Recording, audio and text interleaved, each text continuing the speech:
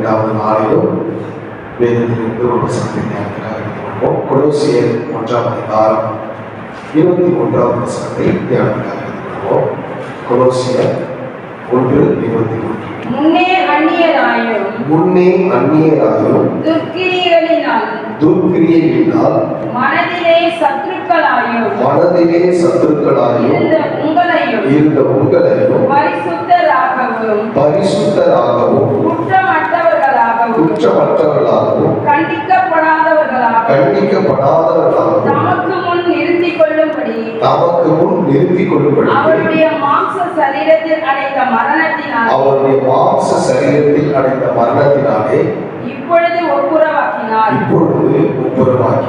என்று சொல்லப்பட்டிருக்கிறது. அருமையான முன்னே அந்நியர்களாயும் துர்க்கிரியைகளினாலே மனதினாலே சத்துருக்களாய் இருந்த உங்களை.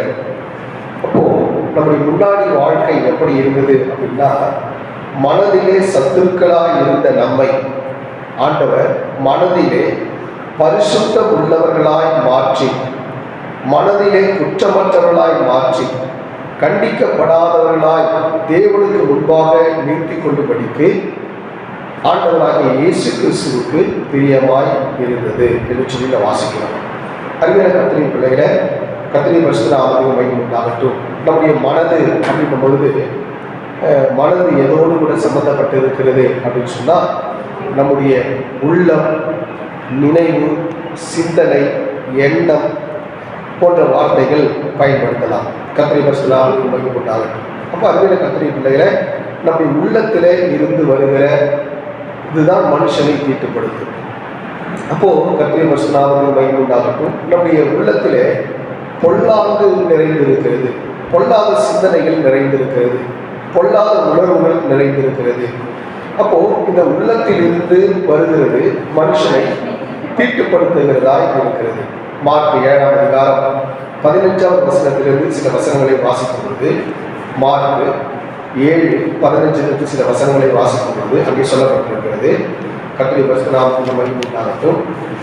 வேதத்தில் வாசிப்போம். மார்க் 7ஆம் அதிகாரம் 15ஆம் வசனத்திலிருந்து வாசிக்கும் பொழுது, மனுஷனுக்கு புறமே இருந்து அவனுக்குள்ளே போகிறது ஒன்று அவனை தீட்டுப்படுத்த மாட்டாது. அவன் உள்ளத்திலிருந்து புறப்படுகிறதோ அவனை தீட்டுப்படுத்தும் என்று சொல்லப்பட்டார். அப்ப அருமையான கர்த்தரின் பிள்ளைகளை, எது நம்மை தீட்டுப்படுத்தும் என்று சொன்னால், உள்ளத்தில் இருந்து வருகிறது மனுஷனை தீட்டுப்படுத்தும். அப்போ உள்ளம் எப்படி இருக்கு அப்படின்னு சொன்னா, அது அசுத்தம் நிறைந்ததாக இருக்கிறது, அருவருப்பு நிறைந்ததாக இருக்கிறது. இந்த அருவருப்பு நிறைந்த, அசுத்தம் நிறைந்த இருதயத்தில் இருக்கிற மனதை, மனதிற்குள் இருக்கிற உள்ளத்தை ஆண்டவராகிய தேவன் பரிசுத்தப்படுத்தும்படியாக தேவன் விரும்புகிறார். அப்ப ஆண்டவராகிய இயேசு கிறிஸ்து எதற்காக கல்வாரி சிலுவையிலே மரித்தார் என்று சொன்னால், உங்கள் மனதை புதிதாக்கும்படியாக, உங்கள் இருதயத்தில் இருக்கிற எல்லா காரியங்களை சுத்தம் செய்யும்படியாக, உங்கள் மனதில் இருக்கிற காரியங்கள் எல்லாவற்றையும் மாற்றும்படியாக ஆண்டவராகிய தேவன் ஆண்டவர் விரும்புகிறார். அதில் வேதம் சொல்லுவது மார்க் 7ஆம் அதிகாரம் 23ஆம் வசனத்திலே வாசிக்கும் பொழுது, பொல்லாங்கவனைகளாகிய இவைகள் எல்லாம் உள்ளத்திலிருந்து புறப்பட்டு மனுஷனை தீட்டுப்படுத்தும் என்று சொல்லப்படும். அப்போ உள்ளத்திலிருந்து புறப்படுகிறது மனுஷனை தீட்டுப்படுத்தும். அப்போ அருமையான கர்த்தரின் பிள்ளைகளை, இந்த உள்ளம், மனது அப்படின்னு பார்த்தீங்கன்னு சொன்னால், கர்த்தரின் பரிசுத்த நாமத்துக்கு மகிமை உண்டாகட்டும். நமக்குள்ள 2 நினைவுகள் ஓடிக்கொண்டிருக்கிறது. ஒன்று மாம்சத்துக்குரிய நினைவுகள், இன்னொன்று ஆவிக்குரியதான நினைவுகள். கர்த்தரின் பரிசுத்த நாமத்துக்கு மகிமை உண்டாகட்டும். அப்போ நம்ம மனசுக்குள்ள 2 போராட்டங்கள் நடந்து கொண்டிருக்கிறது. ஒன்று மாம்சத்துக்குரியது, ஒன்று ஆவிக்குரியது. இந்த நீங்கள் மாம்சத்துக்குரியது போல நீங்கள் ஒப்பு கொடுப்பீர்களானால் உங்கள் மாம்சத்துக்குரிய காரியங்களை அறுப்பீர்கள். ஆவிக்குரிய காரியங்களுக்கு நீங்கள் ஒப்பு கொடுத்தீர்களானால் ஆவிக்குரிய காரியங்களை அறுப்பீர்கள். கர்த்தருடைய பரிசுத்த நாமத்துக்கு மகிமை உண்டாகும். அப்போ மனுஷனுடைய இருதயத்திலிருந்து என்ன உண்டாகிறது அப்படின்னு சொன்னால், பொல்லாத சிந்தனைகள் உண்டாகும். இந்த பொல்லாத சிந்தனையை நம் முற்றிலுமாய் மாற்ற வேண்டுமானால் கர்த்தருடைய அபிஷேகம், கர்த்தருடைய வல்லமை, கர்த்தருடைய வார்த்தை நம்ம ஒவ்வொருவரையும் நிரப்ப வேண்டியதாக காணப்படுகிறது. கர்த்தருடைய பரிசுத்த நாமத்துக்கு மகிமை உண்டாகட்டும். அப்போ ஆண்டவராகிய தேவன் நம்முடைய இருதயத்தில் இருக்கிற, மனதில் இருக்கிற, உணர்வில் இருக்கிற, உள்ளத்தில் இருக்கிற எல்லாவற்றையும் பரிசுத்தமாய் ஆண்டவராகிய தேவன் மாற்ற வேண்டுமானால் கர்த்தருடைய பரிசுத்த நாமத்துக்கு மகிமை உண்டாகட்டும். தேவனுடைய வார்த்தை நம்முடைய இருதயத்திலே பதிய வேண்டும். கர்த்தருடைய பரிசுத்த நாமத்துக்கு மகிமை உண்டாகட்டும். அருமையான கர்த்தருடைய பிள்ளைகளை நன்றாய் கவனிக்கிறோம். ஆண்டவராகிய தேவன் மனிதன் மனம் திரும்ப வேண்டும் என்று சொல்லிதான் மோசேயின் மூலமாக கர்த்தர் நியாய பிரமாணத்தை கர்த்தர் கொடுத்தார். நியாய பிரமாணத்தில் நீங்கள் எல்லாரும் கை கொள்ள வேண்டும் அப்படின்னு சொல்லி. அப்போ நியாய பிரமாணம் என்பது என்ன? தேவன் கொடுத்ததான, தன்னுடைய விரலினால் எழுதி கொடுத்ததான அவருடைய வார்த்தை. அப்போது கர்த்தருடைய பரிசுத்த நாமத்துக்கு மகிமை உண்டாகட்டும். ஆண்டவர் மோசே கிட்ட கற்பலகைகளை எழுதி கொடுத்தார். அப்பா, இதை நீங்கள் ஃபாலோ பண்ணுங்கள், இதை நீங்கள் ஃபாலோ பண்ணிங்கன்னா நீங்கள் பரிசுத்தமாக மாறிடலாம், பரலோக ராஜ்யத்துக்கு வந்துடலாம் அப்படின்னு ஆண்டவர் சொன்னார். ஆனால் மனிதன் அந்த கற்பலகையில் எழுதப்பட்ட எழுத்துக்கள் அது மனிதனை பரிசுத்தப்படுத்த முடியல. அதனால் ஆண்டவர் என்ன செஞ்சிட்டார் அப்படின்னா, உங்கள் மனசிலேயே எழுத ஆரம்பிச்சிட்டார். இல்லையா? கர்த்தருடைய பரிசுத்த முதல் கற்பனையில் எழுதினார், அது உங்களை சீர்படுத்தலை, பரிசுத்தப்படுத்த முடியல. அதனால் ஆண்டவர் என்ன பண்ணார்னா, மனிதன் மேலே இறக்கப்பட்டு உங்கள் இருதயத்திலே அவருடைய வார்த்தையை அவரே எழுதுவதற்கு அவர் தீர்மானித்து விட்டார். அல்லேலூயா. கர்த்தருடைய பரிசுத்த நாமத்துக்கு மகிமை உண்டாகட்டும். எபிரேயர் 8ஆம் அதிகாரம் 10வது வசனத்திலே வாசிக்கும் பொழுது, எபிரேயர் 8:10 நான் இஸ்ரவேல் குடும்பத்தோடு கூட பண்ணின உடன்படிக்கையாவது என்னுடைய பிரமாணங்களை அவர்களுடைய மனதிலே வைத்து அவருடைய இருதயங்களிலே அவைகளை எழுதுவேன் என்று சொன்னார். போதுமா? அப்போ எபிரேயர் 10:16 வாசிக்கும் பொழுது, அந்நாட்களுக்கு பின்பு நான் அவர்களோடு பண்ணும் உடன்படிக்கையாவது என்னுடைய பிரமாணங்களை அவர்களுடைய இருதயங்களில் வைத்து அவர்களுடைய மனதிலே நான் எழுதுவேன் என்று சொல்கிறார். அப்போ அவருடைய பிரமாணங்களை இருதயத்தில் வைத்து மனதிலே நான் எழுதுவேன். அப்ப அருமையான கர்த்தருடைய பிள்ளைகளே, உங்க மனசுல கர்த்தர் அவருடைய வார்த்தையை எழுதுறார். அப்ப அவருடைய வார்த்தை எப்படி இருக்குது? பரிசுத்தமாக இருக்குது. கர்த்தருடைய பரிசுத்த நாமத்துக்கு மகிமை உண்டாகும். அப்போ உங்க மனது பரிசுத்தமாய் மாறும்படியாக கர்த்தருடைய வார்த்தைகள் உங்கள் மனதிலே எழுதப்படுகிறது. கர்த்தருடைய பரிசுத்த நாமத்துக்கு மகிமை உண்டாகும். அப்போ எழுதப்படுவதற்கு நீங்கள் ஒப்பு கொடுக்க வேண்டும். அப்போ நம்ம விருப்பப்படாமல் கர்த்தர் நம்ம இருதயத்தில், நம்ம மனசில் என்ன பண்ண மாட்டார்? ஆண்டவர் அவர் எழுத மாட்டார். கர்த்தருடைய பரிசுத்த நாமத்துக்கு மகிமை. அப்போ ஆண்டவர் நம்முடைய மனசில் எழுதுவதற்கு நம்ம என்ன செய்யணும்? நம்ம விட்டு கொடுக்கணும், ஒப்பு கொடுக்கணும். கர்த்தருடைய பரிசுத்த நாமத்துக்கு மகிமை. ஆண்டவருடைய வார்த்தைகளை என் மனசில் என்ன பண்ணுங்க? நீங்கள் எழுதுங்க ஆண்டவரே அப்படின்னு சொல்லணும். கர்த்தருடைய பரிசுத்த நாமத்துக்கு மகிமை உண்டாகும். அருமையான கர்த்தருடைய பிள்ளைகளை, அப்போ ஆண்டவராகிய தேவன் நம்முடைய மனதை நல்ல மனதாக, நல்ல மனசாட்சியாக தேவனாகிய கர்த்தர் மாற்றுகிறார். கர்த்தருடைய பரிசுத்த நாமத்துக்கு மகிமை உண்டாகும். அப்போ தேவன் நம்முடைய மனதிலே அவருடைய பிரமாணங்களை ஆண்டவராகிய தேவன் வைக்கிறார். கர்த்தருடைய பரிசுத்த நாமத்துக்கு மகிமை உண்டாகும். ரோமர் 7ஆம் அதிகாரம் 25வது வசனத்திலே வாசிக்கும் பொழுது, ரோமர் 7:25 கர்த்தருடைய பரிசுத்த நாமத்துக்கு கர்த்தராகிய இயேசு கிறிஸ்துவின் மூலமாய் தேவனை ஸ்தோத்தரிக்கிறேன். ஆதலால் மனதிலே தேவனுடைய நியாய பிரமாணத்திற்கும்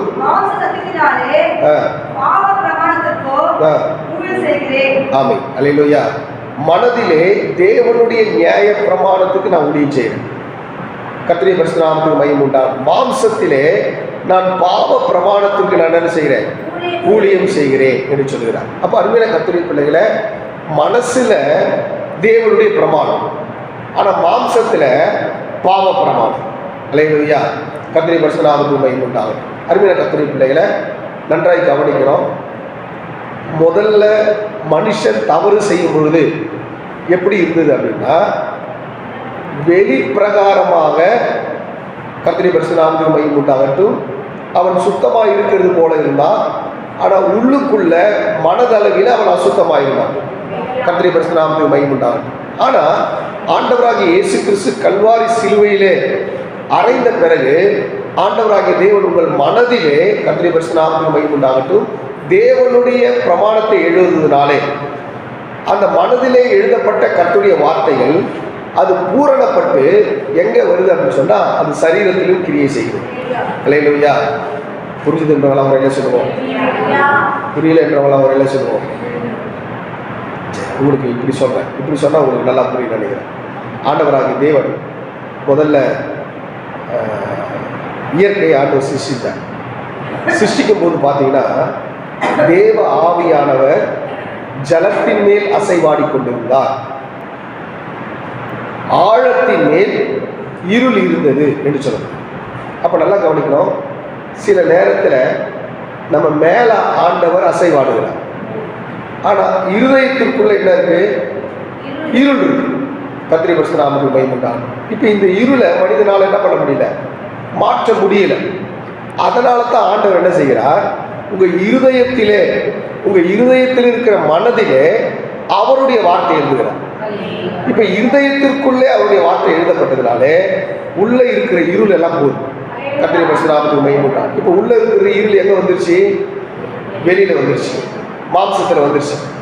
அப்போ என்ன ஆகுதுன்னா உள்ளுக்குள்ள இருந்து கர்த்தர் ஒரு பரிசுத்தத்தை ஏற்படுத்தி உங்களை முழுவதுமாக பரிசுத்தப்படுத்த சித்தமுள்ளவராக இருக்கிறார். அல்லேலூயா. இப்போ உங்களுக்கு புரிகிற மாதிரி சொல்றேன். கர்த்தருடைய பரிசுத்த நாமத்துக்கு மகிமை உண்டாகும். நம்ம எல்லாரும் நல்லா இட்லி செய்வோம், மாவுல இட்லி செய்வோம். புளிக்க வைக்கிறதுக்கு என்ன பண்றோம் அப்படின்னு சொன்னா, கர்த்தருடைய பரிசுத்த நாமத்துக்கு மகிமை உண்டாகட்டும், கொஞ்சம் புளிச்ச மாவை கொஞ்சம் கூட சேர்த்து நம்ம கலந்து வச்சோம். ஒரு 2 ஹவர் 3 ஹவர் பார்த்தீங்கன்னா மொத்த மாவு நாயிடும், புளிச்சு போயிடும். கர்த்தருடைய பரிசுத்த நாமத்துக்கு மகிமை உண்டாகும். அப்போ நல்லா கவனிக்கணும், ஒரு மாவை புளிக்க வைக்கிறதுக்கு கொஞ்சம் ஆப்ப சோடா போட்டு கொஞ்சம் உப்பை போட்டு கலக்கி வச்சோம்னா என்ன ஆகிடும், நல்லா புளிச்சு போயிடும். அப்போ கொஞ்சமாக தான் நம்ம போடுறோம், ஆனால் மாவு முழுவதும் என்ன பண்ணுதுங்க, புளிப்பா மாறும். அதே போலதான் கர்த்தருடைய வார்த்தையை நம்ம மனசுக்குள்ள வச்சு ஆண்டவர் அதை பரிசுத்தங்கிற வார்த்தையை உள்ள வச்சு நம்மளை முழுவதுமாக பரிசுத்தப்படுத்த அவருக்கு சித்தமாயிடுச்சு. இல்லையா? அப்ப முதல்ல சுத்தமாக வேண்டியது எங்க அப்படின்னா மனசுதான், உள்ளம், எண்ணம். அப்போ இதெல்லாம் சித்தம், இதெல்லாம் என்னன்னா நமக்கு முழுசா என்ன ஆகணும் அப்படின்னு சொன்னா பரிசுத்தமாய் மாறும். அல்லேலூயா. கர்த்தருடைய பரிசுத்த நாமத்துக்கு மகிமை. அப்போ நமக்குள்ள 2 எண்ணங்கள் ஓடுது. ஒன்று மாம்சத்துக்குரிய எண்ணங்கள் ஓடுது, இன்னொன்று ஆவிக்குரிய எண்ணங்கள் ஓடுது. கர்த்தருடைய பரிசுத்த நாமத்துக்கு மகிமை. தேவனுக்கு ஏற்ற சிந்தை ஒன்று இருக்கு, மனிதனுக்கு ஏற்ற ஒரு சிந்தை இருக்கு. வேதத்தில் நம்ம பார்க்கும்பொழுது மத்தேயு 16ஆம் அதிகாரம் 23ஆம் வசனத்தில் வாசிக்கும் பொழுது,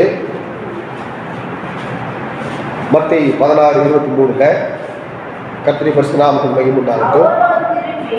அவரோ திரும்பி பேதுருவை பார்த்து,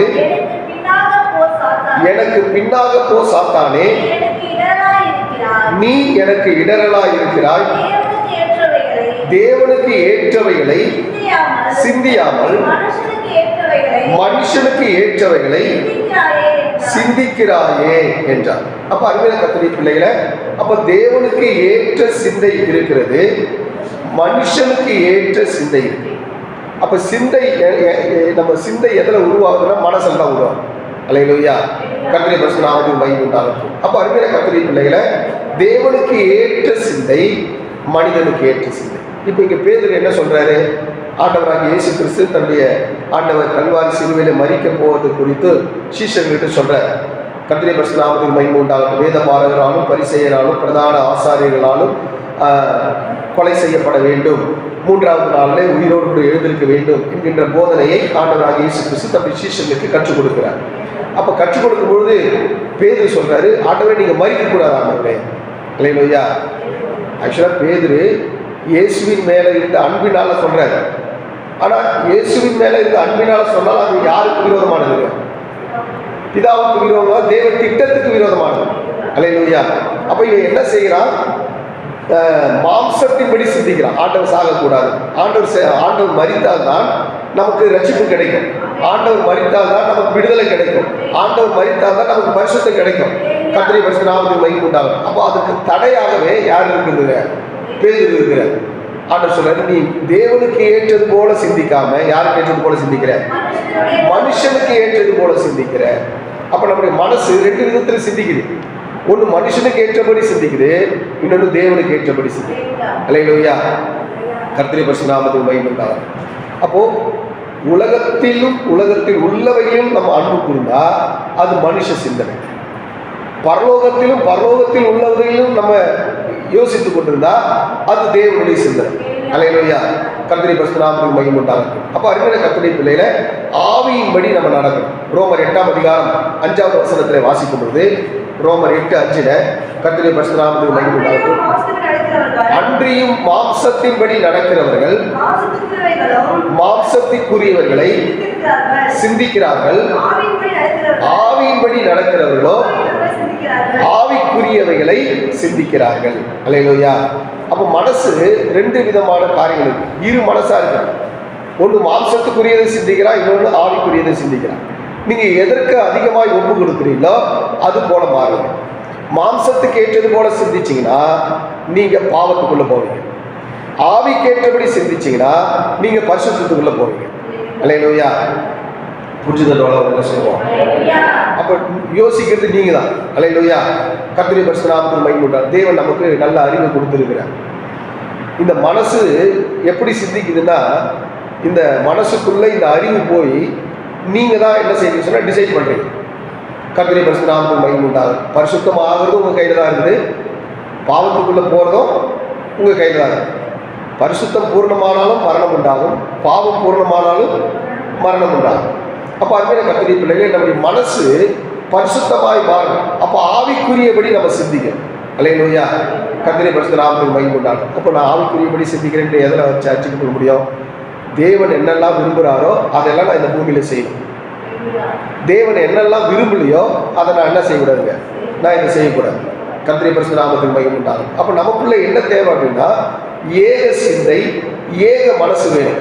கர்த்தருடைய பரிசுத்த நாமத்துக்கு மகிமை உண்டாகும். ரோமர் 12ஆம் அதிகாரம் 16வது வசனத்தில் வாசிக்கிறது, ஒருவரோடு ஒருவர் ஏக சிந்தை உள்ளவர்களாக இருங்கள், மேட்டிமையானவைகளை சிந்தியாமல் தாழ்மையானவர்களுக்கு இணங்குங்கள், உங்களையே புத்திமான்கள் என்று எண்ணாதிருங்கள். அல்லேலூயா. இப்போ நான் புத்திமான்னு நான் என்னன்னா, நான் எப்படிப்பட்ட சிந்திக்கிறேன்? மாம்சத்துக்குரியதை சிந்திக்கிறேன்னு அர்த்தம். அல்லேலூயா. என்னை நானே மெச்சிக்கொண்டேன்னு சொன்னா நான் ஏதோ தவறு செய்கிறேன்னு அர்த்தம். அல்லேலூயா. நம்ம எல்லாரையும் கனமா எண்ணணும்.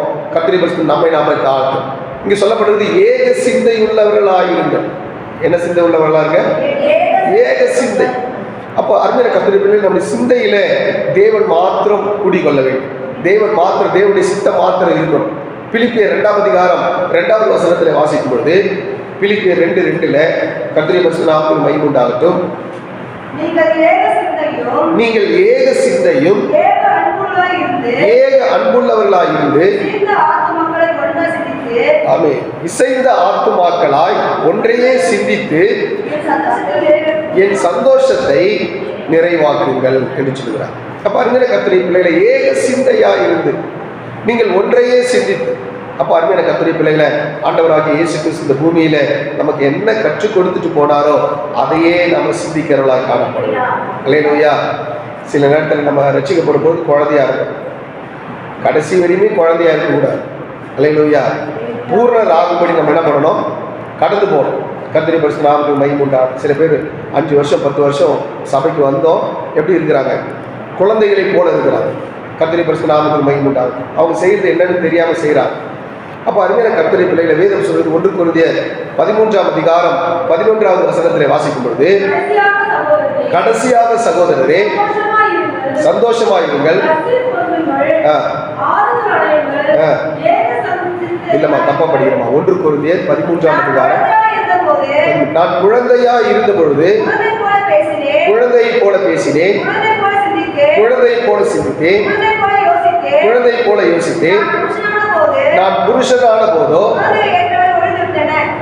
குழந்தைகளுக்கு ஏற்றவைகள் ஒழித்து விட்டேன் என்று சொல்லுகிறார். அப்ப நான் குழந்தையா இருந்த பொழுது நான் எப்படி சிந்தித்தேன்? குழந்தை போல சிந்தித்தேன், குழந்தை போல யோசித்தேன். அப்போ நான் குழந்தை பருவத்திலிருந்து புருஷனா ஆன பொழுது குழந்தைக்குரியதெல்லாம் என்ன பண்ணிட்டேன்? ஒழித்து விட்டேன் என்று சொல்லுகிறார். அப்போ அருமையான கர்த்தருடைய பிள்ளைகளை, அப்போ நம்ம ஆரம்ப காலகட்டத்தில் நம்ம குழந்தைகளாக இருக்கிறோம். குழந்தைகளைப் போல பேசினோம், குழந்தைகளைப் போல சிந்தித்தோம், குழந்தைகளைப் போல யோசித்தோம். ஆனால் புருஷனான பொழுது குழந்தைக்குரியதெல்லாம் என்ன பண்ணிட்டேன், விட்டுட்டேன். அப்போ அருமையான கர்த்தருடைய பிள்ளைகளை, நம்ம மாம்ச சிந்தை அப்படின்ற போது குழந்தையா இருக்கிறோன்னு அர்த்தம். நம்ம ஆவிக்குரிய சிந்தைக்குள்ளே நம்ம வரணும். புருஷன் ஆன பொழுது எல்லாவற்றையும் நம்ம சரியாக யோசிக்கிறவர்களாக, சிந்திக்கிறவர்களாக நாம் காணப்பட வேண்டியது அவசியமாக இருக்குது. அல்லேலூயா. அப்போ நம்ம எதை சிந்திக்கணும்? கிறிஸ்துவுக்குரியதை மாத்திரம் நம்ம சிந்திக்கணும். 2 கொரிந்தியர் 10ஆம் அதிகாரம் 7ஆம் வசனத்தில் வாசிக்கும் பொழுது 2 கொரிந்தியர் 10:7 வெளி தோற்றத்தின்படி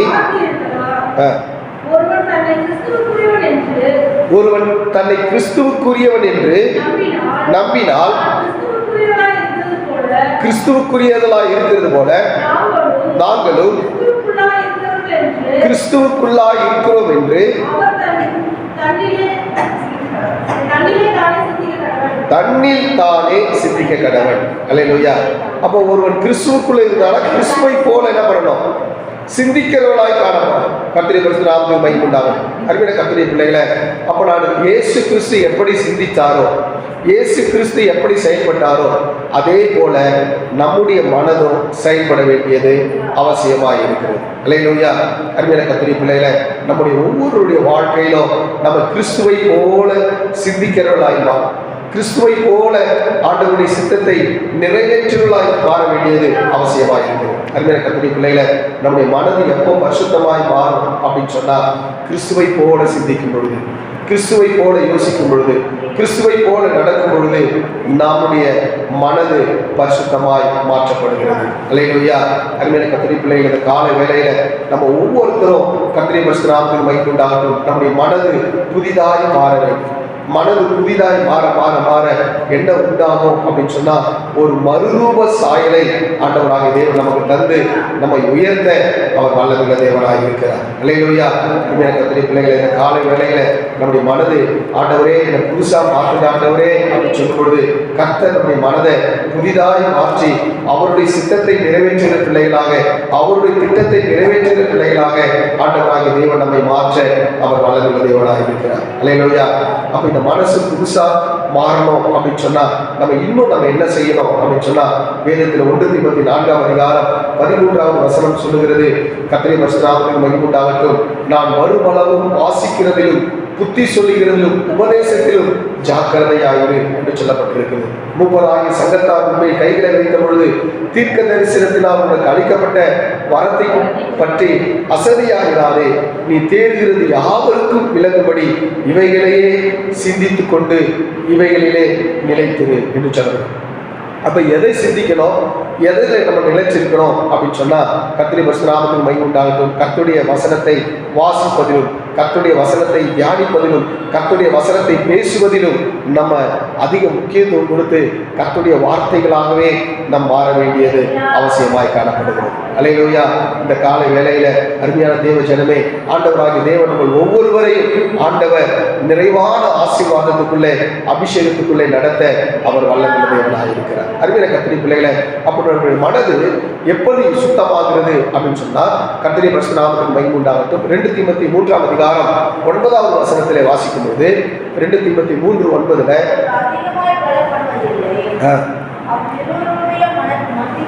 இல்லைம்மா, 1 தீமோத்தேயு 3:9 வாசிக்கும். 1 தீமோத்தேயு 3:9. கர்த்தருடைய பரிசுத்த நாமத்துக்கு மகிமை உண்டாகட்டும். விசுவாசத்தில் ரகசியத்தை சுத்த மனசாட்சியிலே காத்து கொள்ளுகிறவர்களாயும் இருக்க வேண்டும் என்று சொல்றார். விசுவாசத்தின் ரகசியத்தை சுத்த மனசாட்சியில. அப்போ அருமையான கர்த்தருடைய பிள்ளைகள், நம்முடைய மனசாட்சியில கர்த்தருடைய வார்த்தை இருக்கும். அப்போ நம்முடைய இருதயம் சுத்தமாய் மனசு சுத்தமாய் மாறும். விசுவாசத்தின் ரகசியத்தை நம்முடைய மனசாட்சியில் என்ன பண்ணணும், காத்துக்கொள்ளணும். அப்போ விசுவாசத்தின் ரகசியத்தை நம்ம மனசுல காத்துக்கொள்ளும் பொழுது நம்முடைய மனசு என்ன ஆகுதுங்க, சுத்த மனசாட்சியாய் மாறுகிறது. கர்த்தருடைய பரிசுத்த நாமத்துக்கு மகிமை உண்டாகட்டும். அருமையான கர்த்தருடைய பிள்ளைகளை, 2 தீமோத்தேயு 1:4 வாசிக்கும் பொழுது, 2 தீமோத்தேயு 1:4 கர்த்தருடைய பரிசுத்த நாமத்துக்கு மகிமை உண்டாகட்டும். முன்னிலுள்ள மாயமற்ற விசுவாசத்தை நினைவு கூறுகிறதினால் என் முன்னோர்கள் முதற்கொண்டு சுத்த மனசாட்சியோடு ஆராதித்து வரும் தேவனை நான் ஸ்தோத்தரிக்கிறேன். அல்லேலூயா. அப்ப என்னுடைய முன்னோர்கள் எப்படி இருந்தாங்க? சுத்த மனசாட்சியில தேவனை ஆராதித்தாங்க. சுத்த மனசாட்சியில தேவனை ஆராதித்தாங்க. அப்போ அவர்கள் முன்னோர்கள் தேவனை சுத்த மனசாட்சியில் ஆராதித்தபடினாலே நாமும் சுத்த மனசாட்சியில தேவனை நம்ம என்ன செய்யணும்? ஆராதிக்கிறவர்களாய் மாறும். அப்ப அறிவியல் கத்திரி பிள்ளைகளை அப்போ தேவனை சுத்த மனசாட்சியிலே நம் ஆராதிக்கிறவர்களாக காணப்பட வேண்டும். அப்படி நம்ம ஆராதிக்கும் போது கர்த்தருடைய வார்த்தை நம்முடைய மனதில் இருக்கும் பொழுது நம்முடைய மனம் என்ன ஆகுது அப்படின்னு சொன்னா ஒரு மறுரூபமாகும். என்ன ஆகுதுங்க? கர்த்தருடைய வார்த்தையை காத்துக்கொண்டு சுத்த மனசாட்சியிலே தேவனை ஆராதிக்கும் பொழுது நம்முடைய மனசு மறுரூபமாகும். ரோமர் 12ஆம் அதிகாரம் 2வது வசனத்திலே வாசிக்கும் போது நீங்கள் இப்பிரபஞ்சத்திற்கு ஒத்த வேஷம் தெரியாமல் தேவனுடைய நன்மையும் பிரியமும் பரிபூர்ணமான சித்தம் இன்னதென்று பகுத்தறியத்தக்கதாக உங்கள் மனம் புதிதாகிறதினாலே மறுரூபமாகுங்கள். அல்லேலூயா. உங்கள் மனசு எப்படி மாறணும்? புதுசா மாறணும். அப்ப புதுசா மாறணும்னா நீங்க என்ன செய்யணும்? பகுத்தறியணும். கர்த்தருடைய பரிசுத்த நாமத்துக்கு மகிமை உண்டாகும். எது சரி எது தப்பு அப்படிங்கிறத சரியா பகுத்தறியும். அப்போ பகுத்தறியினால் நீங்கள் இந்த உலகத்திற்கு ஒத்த வேஷம் தெரியாமல் தேவனுடைய பரிபூர்ணமான சித்தம் என்னதென்று பகுத்தறியத்தக்கதால். அப்போ பகுத்தறிவதனாலே உங்க மனசு என்ன ஆகும்? புதுசா மாறும். அல்லேலூயா. அருமையான கர்த்தருடைய பிள்ளைகளை, இந்த காலை வேளையில நம்முடைய மனசு புதுசா மாறும். ஆண்டவராகிய தேவன் அதை விரும்புகிறார். நம்ம ஒவ்வொருத்தருடைய மனசும் புதுசா மாறும். ஆண்டவரே, சுத்த இருதயத்தை இந்த சிருஷ்டிங்க. ஆண்டவரே, சுத்த மனசா மாற்ற ஆண்டவரே. ஆண்டவரே, உடைய சித்தத்தை நிறைவேற்றுகிற காரியங்களாக மாறும். அருமையான கர்த்தருடைய பிள்ளைகளை, நம்ம எதை சிந்திக்கணும் அப்படின்னு சொன்னா கடைசியா ஒரு வசனத்தை நான் சொல்லி முடிக்கிறேன். பிலிப்பியர் 4ஆம் அதிகாரம் 8வது வசனத்தில் வாசிக்கும் பொழுது பிலிப்பியர் 4:8 கடைசியாக சகோதரரே, உண்மை உள்ளவைகள் எவைகளோ, ஒழுக்கம் உள்ளவைகள் எவைகளோ, நீதி உள்ளவைகள் எவைகளோ, கற்புள்ளவைகள் எவைகளோ, அன்புள்ளவைகள் எவைகளோ, நற்கிரியைகள் உள்ளவைகள் எவைகளோ, புண்ணியம் எதுவோ, புகழ் எதுவோ, அவைகளையே சிந்தித்துக் கொண்டிருங்கள். அல்லேலூயா. எதை சிந்தித்துக் கொண்டிருக்கணுமா? எதெல்லாம் சரியா இருக்கிறதோ, எதெல்லாம் புண்ணியமோ, எதெல்லாம் புகழோ, எதெல்லாம் உண்மையோ, எதெல்லாம் நீதியோ, அதையே நீங்க சிந்தித்துக் கொண்டிருக்கணும். அல்லேலூயா. நம்ம மனசுக்குள்ள எதை சிந்திக்கிறோமோ அது போல நம்ம மாறும். அல்லேலூயா. கர்த்தருடைய பரிசுத்த நாமத்துக்கு மகிமை உண்டாகும். அருமையான கர்த்தருடைய பிள்ளைகளை, நம்முடைய இருதயத்தை நம்முடைய மனசை இயேசுவுக்கு மட்டும் கொடுங்க. அல்லேலூயா. வேற யாருக்கு என்ன பண்ணாதீங்க, கொடுத்துறாங்க. கர்த்தருடைய பரிசுத்த நாமத்துக்கு மகிமை உண்டாகும். இயேசு மாத்திரம் என் மனசுல என்ன பண்ணணும்? குடியிருக்கு. கர்த்தருடைய பரிசுத்த நாமத்துக்கு மகிமை உண்டாகும். அருமையான கர்த்தருடைய பிள்ளைகளை, நம்முடைய மனது முழுவதும் இயேசு நிறைந்திருக்கட்டும். நம்முடைய மனது முழுவதும் இயேசுடைய சித்தம் நிறைந்திருக்கட்டும். நம்முடைய மனது முழுவதும் அவருடைய வார்த்தைகள் நிறைந்திருக்கட்டும். நம்முடைய மனது முழுவதும் கர்த்தருடைய பரிசுத்த நாமத்துக்கு மகிமை உண்டாகட்டும். அவருடைய விருப்பத்தை நிறைவேற்றுவதாய் மாறுவதற்கு கர்த்தர் நமக்கு உதவி செய்வார். நம்முடைய கண்களை மூடி நம்ம ஜெபம்